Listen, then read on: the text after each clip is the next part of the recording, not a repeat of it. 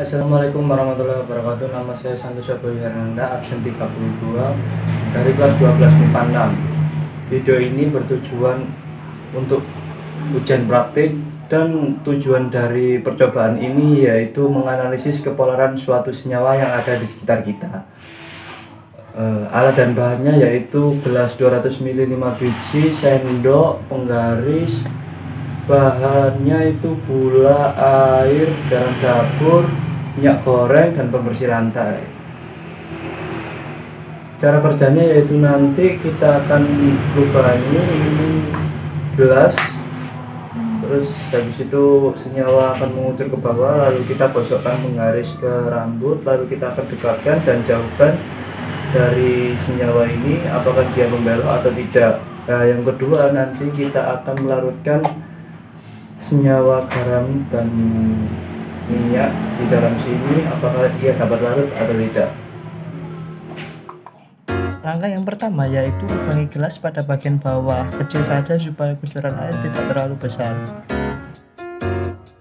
Siapkan air di gelas aqua lainnya, lalu gosok penggaris ke rambut.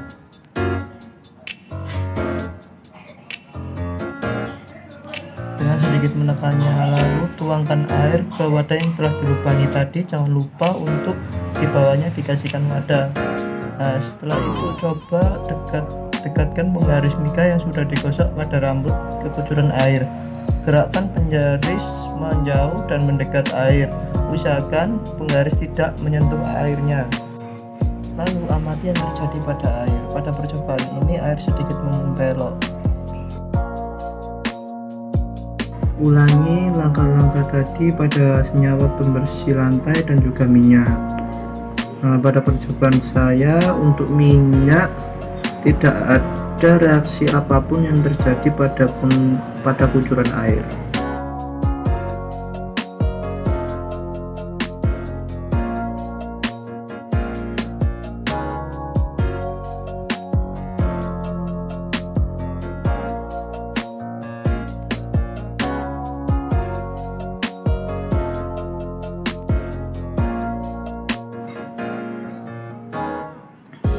Pada pembersih lantai, pada percobaan saya ini ia sangat bereaksi pada penggarisnya. Ia seperti itu tertarik oleh penggarisnya. Hal ini menunjukkan bahwa larutan ini bersifat polar.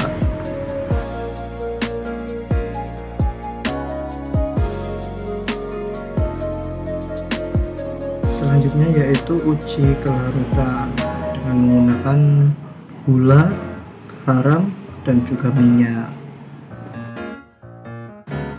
Langkah yang pertama yaitu larutkan 1 sendok gula ke dalam air.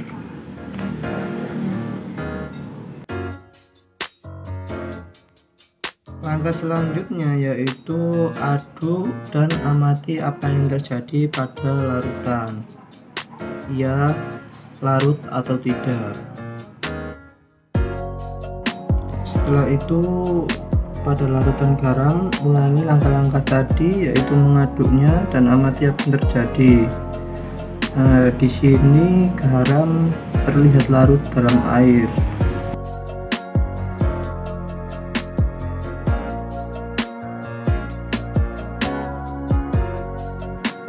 Selanjutnya yaitu minyak. Sesuai langkah-langkah tadi, aduk dan amati apa yang terjadi. Nah, sepertinya pada minyak ini tidak dapat larut ke dalam air.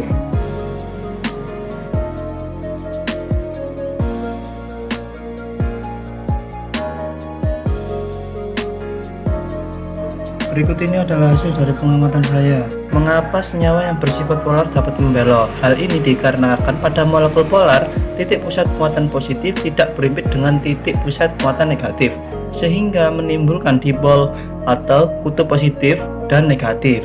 Karena adanya kutub positif dan negatif, senyawa polar dapat dipengaruhi oleh medan magnet atau muatan listrik.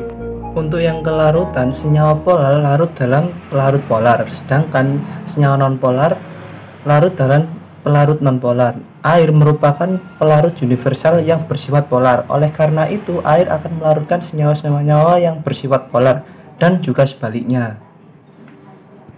Kesimpulan dari percobaan tersebut yaitu apabila suatu benda bermuatan listrik didekatkan pada cairan tertentu, maka akan ada reaksi yang berbeda-beda tergantung munculnya cairan tersebut. Reaksi pembelokan suatu cairan ketika didekati benda bermuatan listrik terjadi apabila cairan tersebut mempunyai ikatan kovalen polar. Sedangkan apabila tidak ada reaksi, maka cairan tersebut mempunyai ikatan kovalen nonpolar. Nah, senyawa polar adalah senyawa yang terbentuk akibat adanya suatu ikatan antar elektron pada unsur-unsurnya. Berkaitan tersebut mempunyai nilai-nilai keelektronegativitas yang berbeda-beda, sehingga senyawa polar dapat menghantarkan arus listrik. Senyawa nonpolar adalah senyawa yang terbentuk akibat adanya suatu ikatan-ikatan antar elektron pada unsur-unsur yang membentuknya. Hal ini terjadi karena unsur yang berkaitan mempunyai nilai keelektronegatifan yang sama atau hampir sama. Nah, senyawa tersebut tidak menghantarkan arus listrik. Terima kasih telah menonton video saya. Untuk kurang lebihnya seperti itu. Maaf bila ada salah kata. Assalamualaikum warahmatullahi wabarakatuh.